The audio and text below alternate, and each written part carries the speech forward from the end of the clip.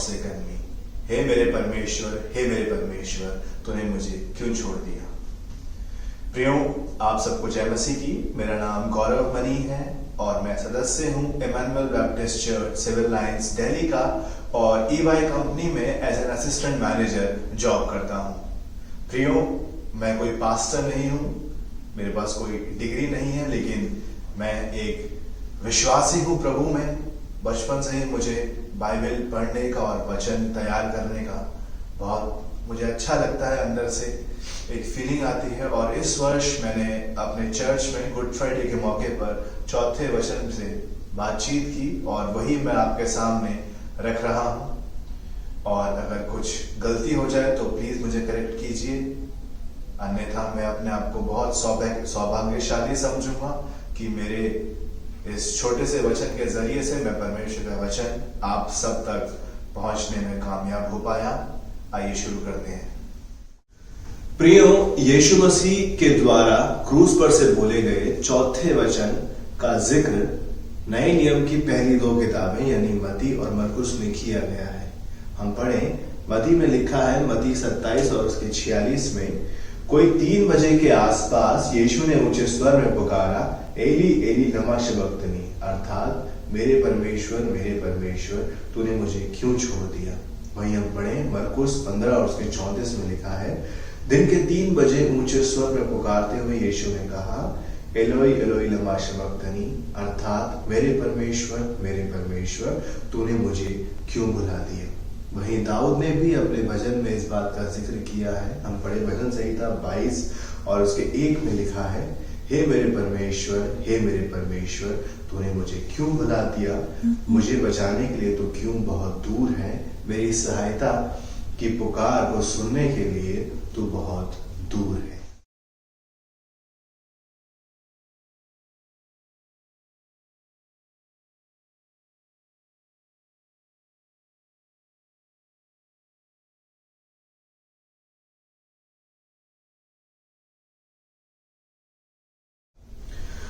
दोपहर से तीसरे पहर तक वहां उस जगह पर अंधेरा छा गया। यानी 3 बजे जब यीशु मसीह ने ये शब्द कहे तो वो बहुत पीड़ा में थे, क्योंकि आज्ञा अनुसार पूरे संसार का पाप उन्होंने अपने ऊपर उठा लिया था। एली एली लमा शबक्तनी, हे मेरे परमेश्वर तूने मुझे क्यों छोड़ दिया। प्रियो, जब वहां आसपास खड़े लोगों ने ये शब्द सुने तो आपस में बात करने लगे और कहने लगे कि देखो, यह एलीशा को पुकार रहा है। उनमें से किसी एक ने एक डंडे में स्पॉन्ज लपेटकर सिरकों में डुबाया और यीशु के मुंह पर लगा दिया। और फिर वो यह बात करते हुए वहां से निकल गए कि देखते हैं एलीशा इसको बचाने आता भी है या नहीं। हम पढ़े रोमियो 5 और उसके 19 में लिखा है, अतः जैसे उस एक व्यक्ति की आज्ञा ना मानने के कारण सब लोग पापी बना दिए गए, वैसे ही उस व्यक्ति की आज्ञाकारिता के कारण सभी लोग धर्मी भी बना दिए जाएंगे। यानी आदम और हव्वा के आज्ञा ना मानने के कारण उनका पाप मानव जाति ने भुगता, मानव जाति के ऊपर आया। वहीं यीशु मसीह के आज्ञा मानने के कारण हम सब पाप से बच गए। यीशु मसीह के क्रूस पर लहू देने से हम सब पवित्र हुए। प्रियो, वो एक सेटअप रोमन साम्राज्य ने जरूर स्थापित किया था और यीशु मसीह को क्रूस पर जरूर चढ़ाया था, लेकिन यीशु मसीह ने अपनी इच्छा के अनुसार परमेश्वर की इच्छा को मानते हुए क्रूस पर अपने प्राण त्यागे। प्रिय मित्रों, अपने इस सरमन को मैंने 3 हिस्सों में डिवाइड किया है, 3 हिस्सों में विभाजित किया है, ताकि हमको इस वचन को समझने में और आसानी हो। सबसे पहले हिस्से में हम अध्ययन करेंगे कि अगर यीशु मसीह जानते थे कि उन्हें क्रूस पर कुर्बानी देनी होगी, तो उन्होंने फिर ऐसा क्यों कहा, हे मेरे परमेश्वर तूने मुझे क्यों छोड़ दिया। दूसरे हिस्से में हम अध्ययन करेंगे कि क्या परमेश्वर ने वाकई अपने पुत्र को छोड़ दिया था, अपने पुत्र की ओर पीठ कर दी थी और उसे त्याग दिया था, और तीसरे हिस्से में हम अध्ययन करेंगे कि मानव जाति को इस घटना से क्या सीख मिलती है, क्योंकि यह घटना आधार है हमारे विश्वास का। आइए हम पहले अध्ययन पे ध्यान देते हैं।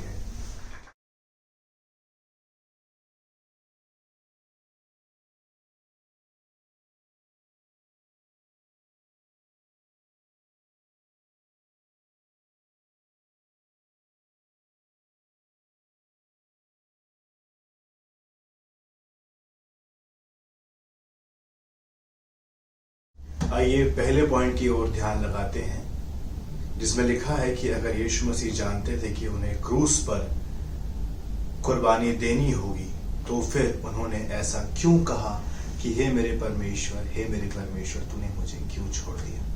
हम पढ़े मत्ती 26 और उसके 39, मैथ्यू 26:39 में लिखा है, फिर थोड़ा आगे बढ़ने के बाद वह धरती पर झुककर प्रार्थना करने लगा।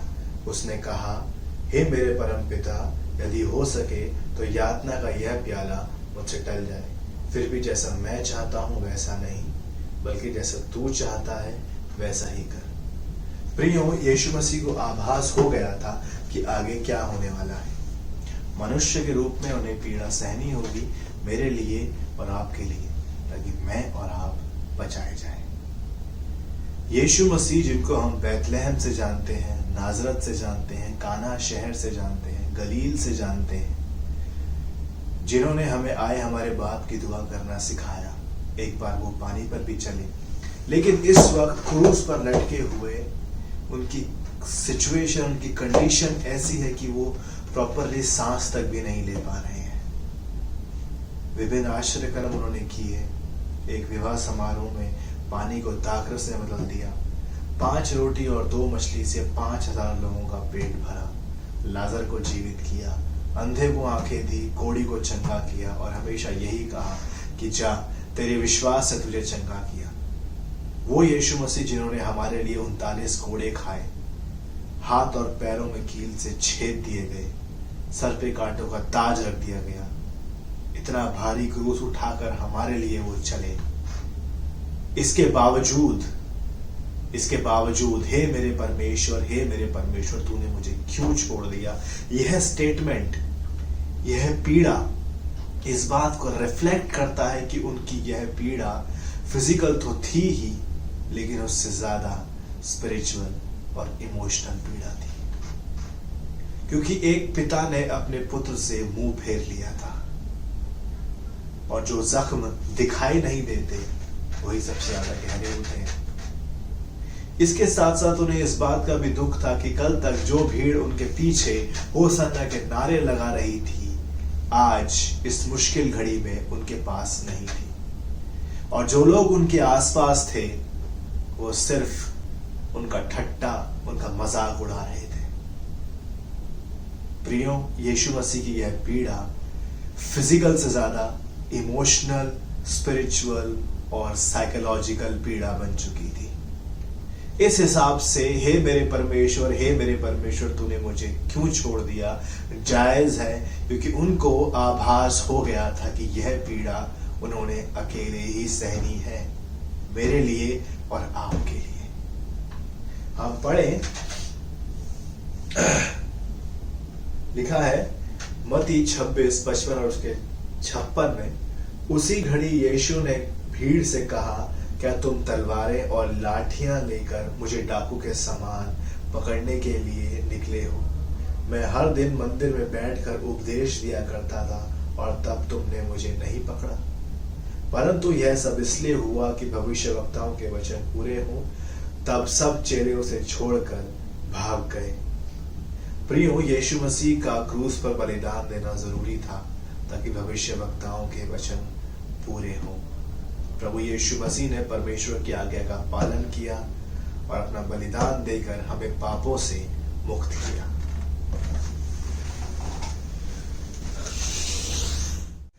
आइए सेकंड पॉइंट की ओर ध्यान लगाते हैं।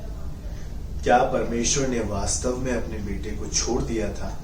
क्या परमेश्वर ने यीशु की ओर पीठ कर ली थी और त्याग दिया था?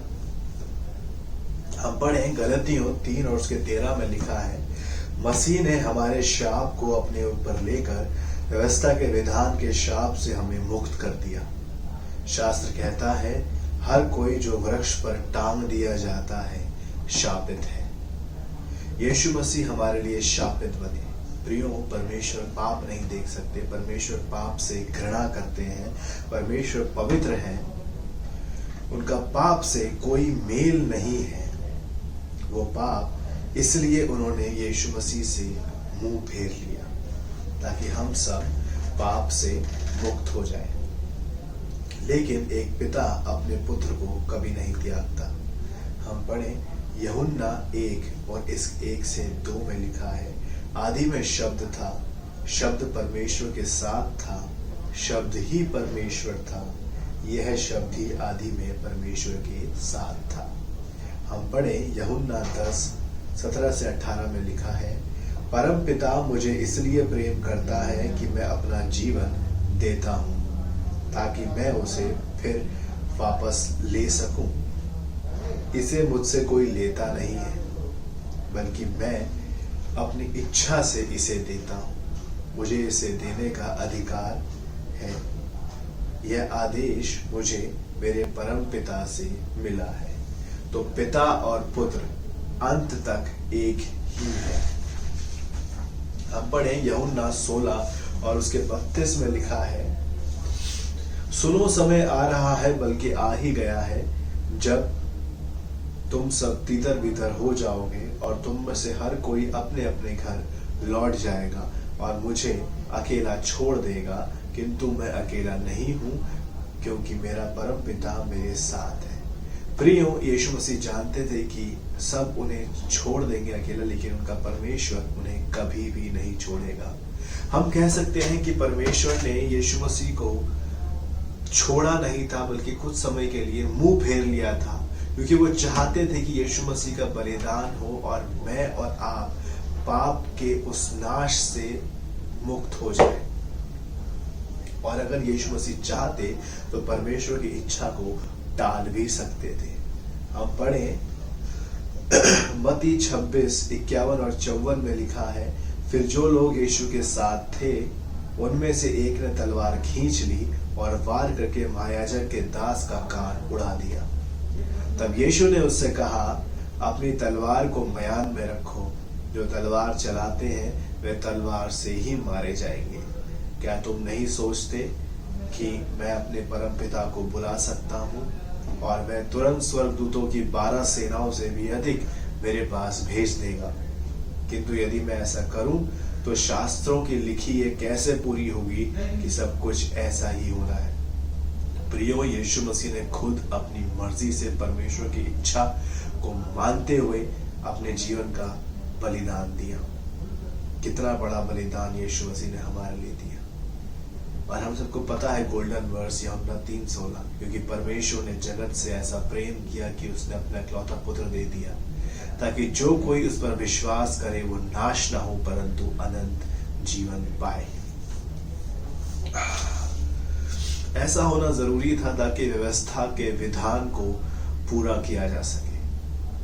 कितना बड़ा बलिदान परमेश्वर ने इस मानव जाति के लिए किया।